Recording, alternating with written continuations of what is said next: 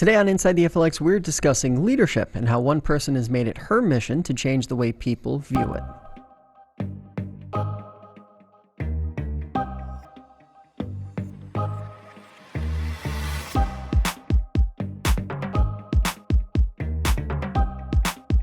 I'm Josh Durso, and this is Inside the FLX. Last week, we were fortunate enough to catch up with Kristen Fragnoli for a second time this year. In September, she was on the program discussing a community forum she held in the Rochester area for women in the Finger Lakes. The goal, simple, to engage women from across the region and create dynamic leadership experiences and exercises that empowered, inspired, and connected. Nearly 200 were in attendance that day, and it was such a success that Fragnoli is already in the process of organizing the second iteration, which will happen sometime in 2020. In our conversation, we didn't just focus on the event, though. We went in depth on some of the takeaways from it and learned more about her personal journey. It's a conversation you don't want to miss, and one we pick up with her discussing the event she described as a transformative experience for everyone, including herself. One quick note before we get to that conversation, though, a couple links to check out after the program. Visit www.flxwomen.com to learn more about Kristen's organizational effort to embrace diverse leadership, and www.questpotentialcoaching.com to learn more about what Kristen does herself. All right, now my chat with Kristen Fragnoli. This episode is brought to you by DeSanto Propane. They've been serving the clean energy needs of upstate New York homeowners, businesses, and home builders since 1937. With a reputation of reliability and dependability, DeSanto Propane is ready to serve you. Call 1-800-752-4574 or visit DeSantoPropane.com to learn more. And by the Fox family of dealerships located on Route 5 in Auburn. It's all there and all together at the Fox family of dealerships. Visit foxdealerships.com to learn more. All right, so first question I want to start with is, for the people who might not remember our last conversation, walk us through what FLX Women is as an organization, and then also the event that you hosted in early November, about a week before elections, right? Correct. Yes, it was on November 1st. So FLX Women is what I'm calling a community forum through which women and men, everyone can connect to talk about leadership, to talk about their own experiences in growing their own leadership and bringing their own voice and their own ideas and their own activism to the world and to their workplaces, to their communities. And it really is just a place, in a sense, of virtual community where people can connect. And then I've also been just started in November 1st, launched our first experience, which was the Women Rising Conference, which was a fabulous success. I have to ask more there. What was it like? I mean, we were talking a little bit before we came on here, how things really came together well, Yes. sort of the way you envisioned it. What was it like not only experiencing it in general, but then afterwards being able to reflect and look back and say, wow, this went almost exactly the way I imagined it. Yeah, well, it was really wonderful. The day itself was a wonderful experience, and looking at it afterwards is really just a confirmation of the reason I launched the conference, and that was because it confirmed to me that people are hungry for these kinds of conversations, and that there aren't necessarily a lot of natural kind of organic ways to talk about things on that level. So creating an experience that brings people together and that basically gave permission to say, we're going to dive deeper today. So let's all just agree that we're going to do that and get right to it, instead of staying up on a superficial level and talking about things that might not feel as meaningful. And we did that. I mean, my opening remarks for the day really invited people to just get to the real stuff. Let's talk about what is authentically in our hearts and on our minds, and let's not worry about, how we're going to appear to others, and if we're saying the right thing or the wrong thing. If it's something we want to talk about, let's get to it. And people took me up on that. And since I've even heard people saying, some people really making big changes. I know of one person who said, I'm leaving my job and doing a job search because I really know that this is what I need to do and I've been afraid to do it, so I'm doing it. I've heard other people saying I'm thinking differently, I'm making decisions differently. So the outcome of really getting people to think anew about how they want to live their lives and how they want to lead really seems to have come to fruition, which is really exciting. What were some of the, when you set out and were organizing this and sort of establishing what some of the points were that you wanted to sort of expound on and expand on with, through speakers and dialogue, Right. what were some of the things that you set out to achieve or to, what were some of those conversations that you wanted to have through that event? Yeah, I would say that there's probably, there's three main themes that I feel like I've been coming back to, and that are the topics that people really get excited to talk about.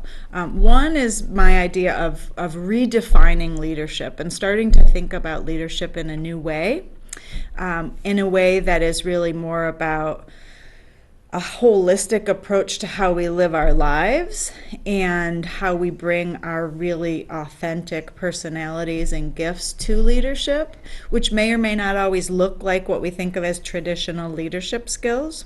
So redefining what leadership can be for ourselves is definitely one piece of it.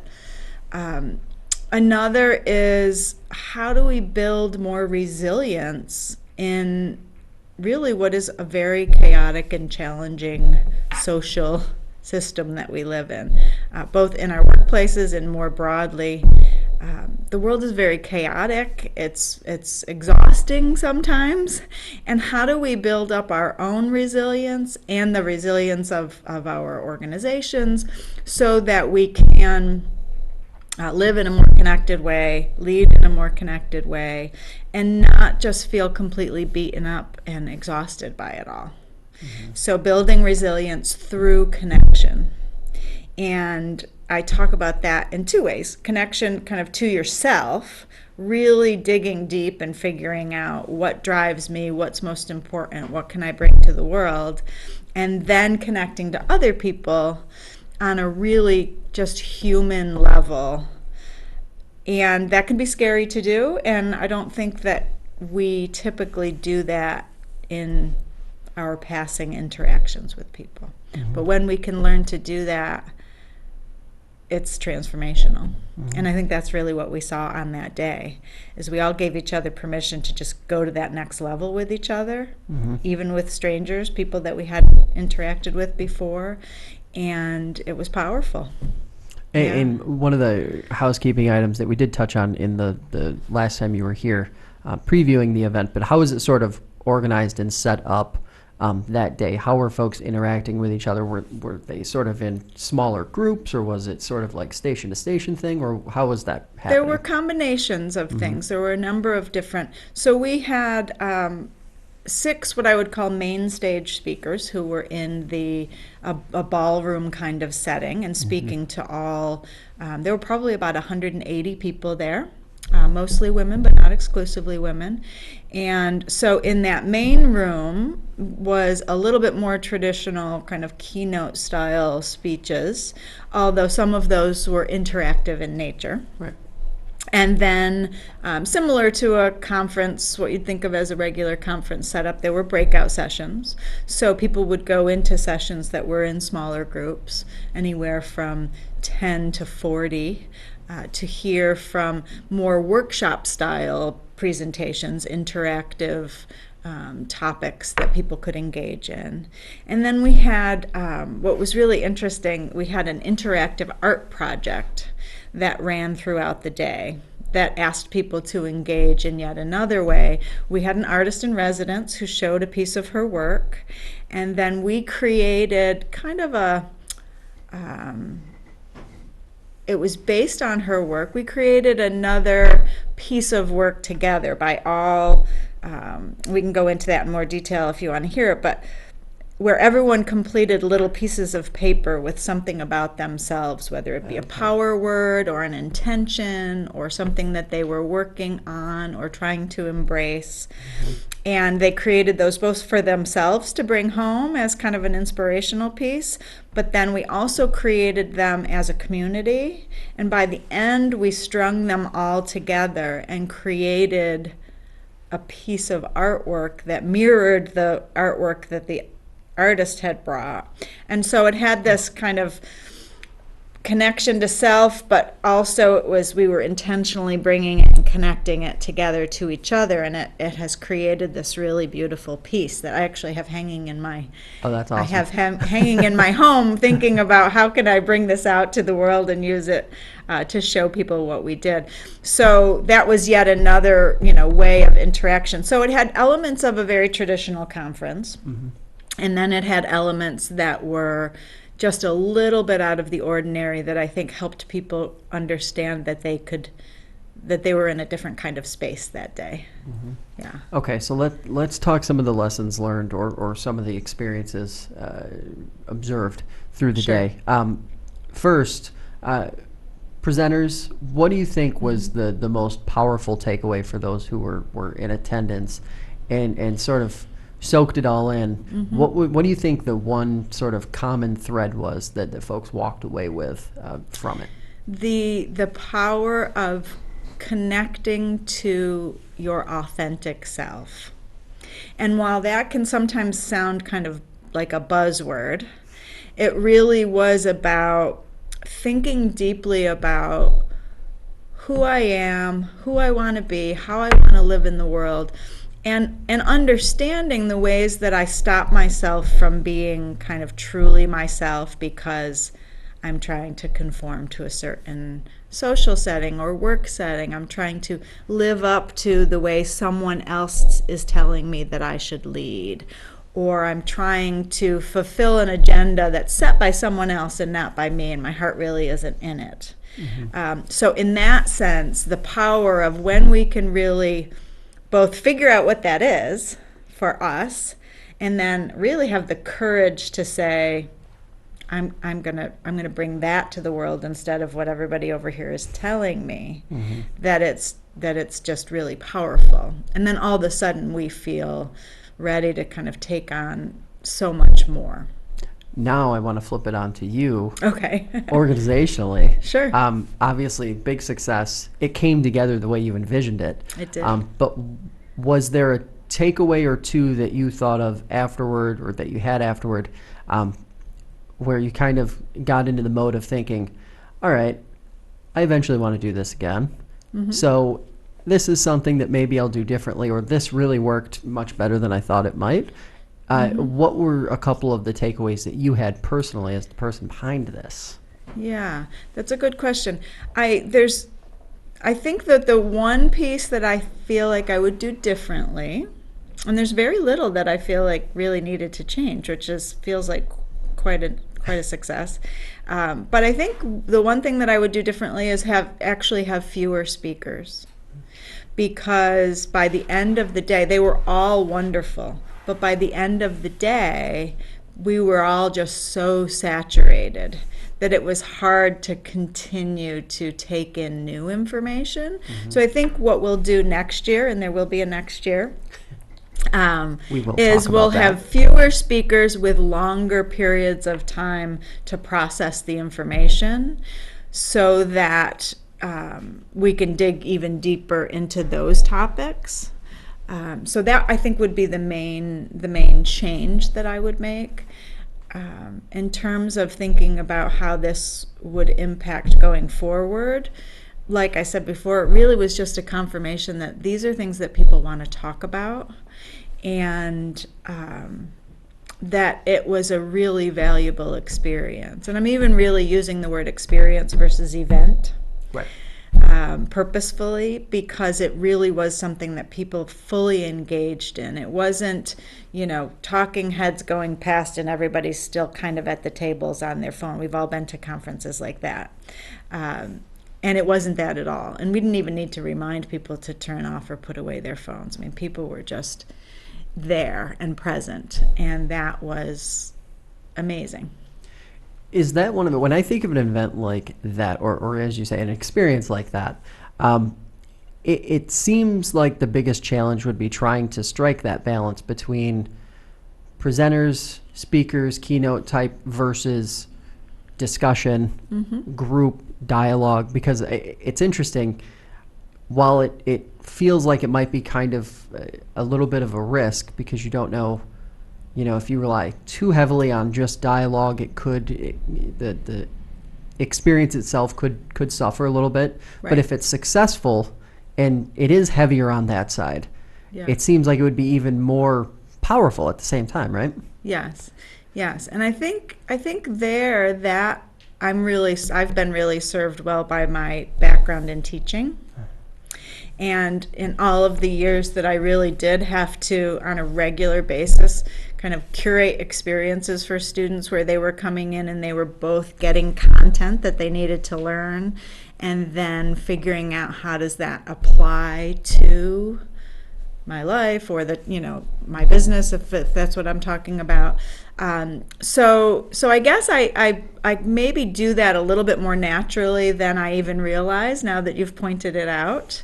And I think a big piece is that the dialogue and the opportunities for conversation are guided in a way that help people know kind of what to talk about or how to talk about that, so that it's not just open dialogue that could go necessarily anywhere. It's in particular response to a topic, and that I think helps keep the conversations focused and brings more of those insights from people. Your proudest moment, either while the day was happening or in the weeks that followed, that really drove it home that it worked and it was a success? The number of people who have contacted me in person, in writing, in email, by telephone, who have made the effort to contact me personally and thank me and tell me how transformational the day was. And you teased dozens. Right. Yeah. And you teased it a little bit a few minutes ago. There is going to be a next year. There will be. It's early, so I'm not going to ask you too many tough questions about that. But what can you tell us about this next iteration of the day? What I can tell you is that it will also be created in a way to be very experiential, very focused on some of the topics that are particularly important to women leaders, but again, open to all.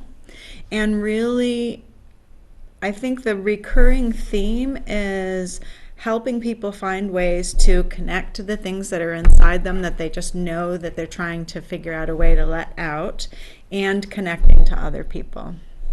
In terms of what our themes will be and exactly who those speakers will be, no, we haven't gotten there yet. But it absolutely will be experiential. It absolutely will be a room of diverse people to be able to really hear many, many perspectives. And it will challenge the participants to dig deep. And I can almost promise that you'll be happy that you did. A little while ago, you mentioned redefining leadership as being one of the big takeaways from the day. In that light, what are a couple of the big leadership qualities, that tend to get overlooked as being great leadership qualities, but maybe they don't get the attention or the notoriety that they deserve, right? Just given the typical structure of what leadership looks like or what society expects leadership to look like.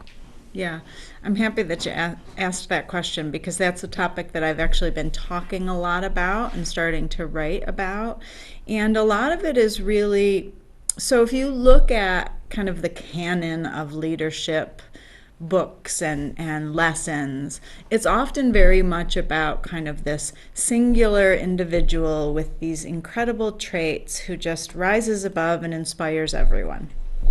And while there are those leaders out there, and that's not a bad thing, I think there's much less talk about leadership through empathy and compassion and bringing people together as a collective and working as with shared power versus I'm kind of the idealized leadership on a little bit of a pedestal. So I think that shift is really important, a more collective kind of approach. I think the ability to acknowledge kind of the emotional and the personal parts of leadership, right? I think the old thinking about, when you go to work or when you become a leader, you have to leave your personal stuff at the door. And a couple of things about that. One, we know that you never really can do that. I was going to say, it doesn't happen nearly as often as it's kind of a false expectation. But who we are in our lives impacts how we lead, and how we lead and work trickles over into our real lives. And there really doesn't need to be a distinction between those two. If we lead from who we really are, then those two pieces of our lives shouldn't feel really different. Right? They should be very integrated and connected. So I think that idea of embracing kind of a more humane and humanistic way of thinking about leadership is really important. So those are a couple of the ideas that are really about that, and also just the idea that leaders are always in charge. Leaders aren't necessarily always in charge. I mean, wonderful leaders are leaders who can bring people together, who can help them tap all of the gifts and talents that they bring to the table, and sometimes not even have people realize that it was the leader who made that happen, right? Who at the end of the day, they're just like, look what we did, not look what our leader did for us.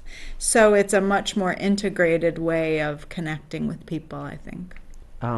There was a phrase earlier that you used that I would like to talk a little more about, resiliency through chaos. Yeah. I think that's super timely and super interesting at the same time. It is. A little more of an explanation. What when someone hears that, what are some of the things that they should be thinking about and sort of be keeping in mind so that they are able to be intentional and to make good choices and to be a good leader for the people around them? Yes. So building our own resilience is something that really takes effort, I believe, and takes some intentional work on our part. I actually will, in the new year, will be launching a course called The Resilient Leader. And I talk about 7 different areas of building resilience. And the reason we need them, and I think the reason it resonates with you, that it's timely, is because the world can feel so chaotic. And there's a term that people use that's been used in business, that we live in a VUCA world. Have you ever heard of that? VUCA. So volatile, ambiguous, or volatile, uncertain, complex, and ambiguous. So obviously that's that chaos, right? Yeah. And so building resilience, learning how to, kind of maintain a sense of balance and ability to move through that as an individual takes some real effort, and then that's what we can bring to our organizations to try to make our organizations more resilient. And I'll run through my 7, and if there's any that you want to talk about more, we can. So the first is just kind of deep connection to self. So that's that idea of authentically, who am I and how do I want to live my life? Connection to our bodies. Connection to something that I just call broadly the greater than, so meaning and purpose. Community. Curiosity and play. which then is linked to the next one, which is learning and growth. And then the last is courage and action.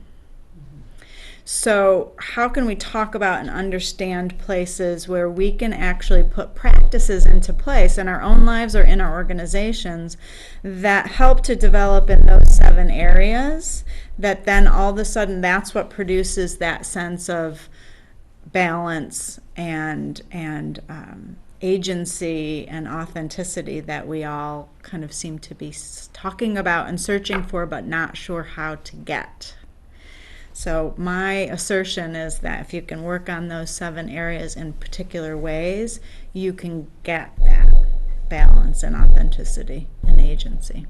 So as you're mentioning those and talking about them, the first thing that popped into my mind was there is a level of personal organization that is, I would assume, definitely necessary to be able to start diving into those things in terms of looking at yourself and doing all that. How much of that has to also be wrapped into the message? Obviously, some people are just naturally more organized than others, but I know a number of people who that is great in many different respects, but if there's one struggle that they have, it's the personal organization. And how does a person sort of get through that process of getting everything together so that they can look at everything in front of them and start to be a little more in touch with themselves and to make better intentional choices? Yeah.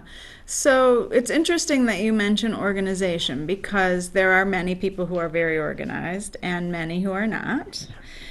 But I would say that that's not necessarily a quality that you have to have in order to tackle these things. I think the first shift would be really in a kind of a mindset shift, which is less about kind of I need to organize and do these tasks in order to be resilient or in order to improve in these areas. And a lot of it is, how do I start thinking differently, observing both myself and kind of my interaction with the world, so that I can learn about what works for me and doesn't work for me. Because there will be some people that true authentic self is never going to be the organized, kind of in a box personality, and maybe doesn't ever have to be. If there's ways that we can learn about ourselves and recognize, if that's not how I interact with the world, how do I interact with the world? Where am I really feeling like I'm on my game and successful? And that might be in different creative, less structured ways. But if I can learn what that looks like and capitalize on that, then I may not have to be a list maker or a scheduler in the way that other people are. And that's part of the power of it, is that I don't have to fit into that box that someone else says, in order for me to be this or that, I must do it in this way, because then you're always going to feel like you're failing, that you're falling short. So even like in my one-on-one coaching with people, that's a lot of what we talk about, is who are you and how do you bring your strengths to the world? And that might never be through having the perfect list of tasks that are scheduled throughout the week. And so how do we figure out how to embrace that and use the creative power, perhaps, or the other parts of what you bring to still bring your gifts to the world? And that's that idea of authenticity, is it doesn't have to look just one way. If we understand what's working and not working for us, then we can make adjustments and we can learn to grow and change, but we also don't have to feel bad about the way we naturally live in the world. So when you're talking about growth and change and sort of the personal choices that we make along the way to create this authentic self, when you look back at your own personal journey, is there like a particular moment that you can recall where it clicked, or that you grasped it in a way that you hadn't before?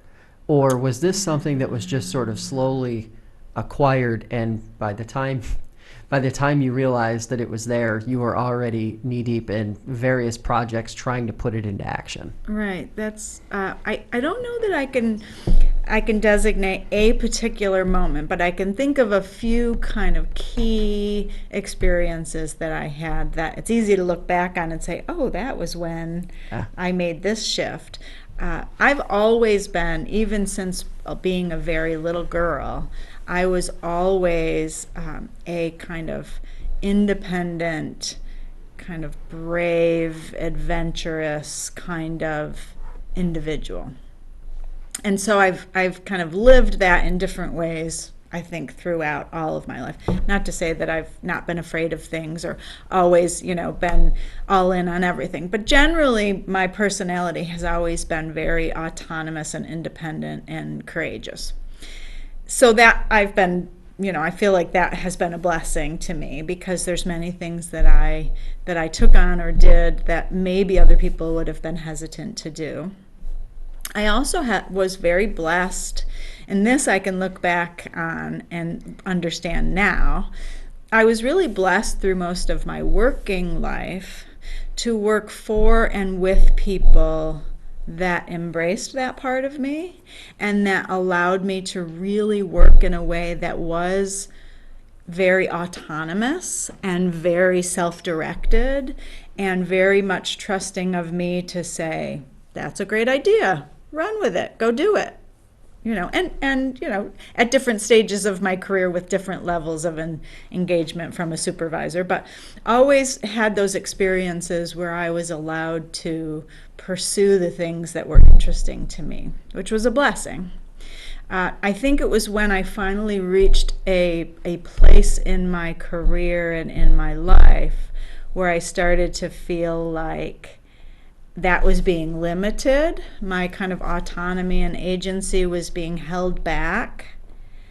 And that was when I said, wait a minute, this doesn't feel good to me.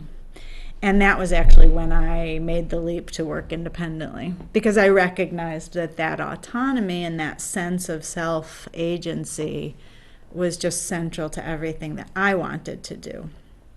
And that's not selfish self. It's self in connection with other people. I'm a very collaborative and have always loved, having a group of colleagues to work with. Mm-hmm. But, so when it finally went away was when I recognized how important that value was for me and realized how I had been so blessed to have that all of my career. So that's one big piece.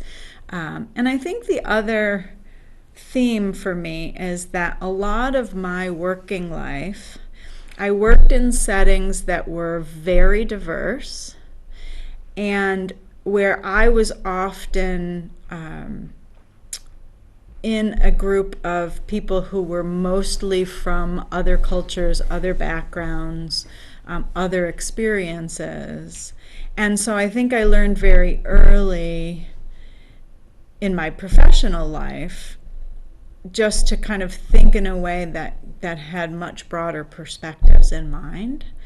And again, I may not have realized at the time that I was building that skill, but being able to look back and recognize that, I was very rarely in work settings where there was kind of a singular way of looking at things. And so there was always that idea that we need to hear from all these different perspectives before we really know what's right or how to go forward with something. So that was kind of baked in through the course of my career, which not everybody gets that experience. Mm-hmm. And so I think that really impacts also my ability to coach people, because often that's what a lot of people need, is just a reminder and some nudges about how to look at things from different perspectives to get new insight or new answers to whatever their challenge is. You mentioned eroding autonomy, which I think is really interesting. Yeah. It sounds like it was something that you kind of saw as it was happening. Yes. But I would imagine that there are probably a number of scenarios where a person wouldn't necessarily see it, feel it. are there warning signs? Are there things that a person, red flags along the way that sort of allow a person to see the writing on the wall, so to speak, when they're in that situation? Yeah, I think that is a lot of that is related to that first kind of category that I talked about when I talk about building resilience. First and second categories, connecting to yourself and connecting to your body. So one of the ways that if we can tune into it, I think we can get lots of warning signs or red flags just from our own reactions to things. So when we learn to start to pay attention to how we're reacting, how we're feeling, what our emotional states are, but then also just physical signs, people get a pit in the stomach, or they get their racing heart, or they're exhausted all the time. There's different kinds of physical things for different people. But I think if we tune into those kinds of things, that's often kind of our intuition and our own internal GPS saying something's happening here and we should figure out what it is. Because if you're going into work with a pit in your stomach every morning, or coming home with certain experiences, then really thinking about what that is saying to you and what it is that's kind of sending you into that kind of disconnected sense.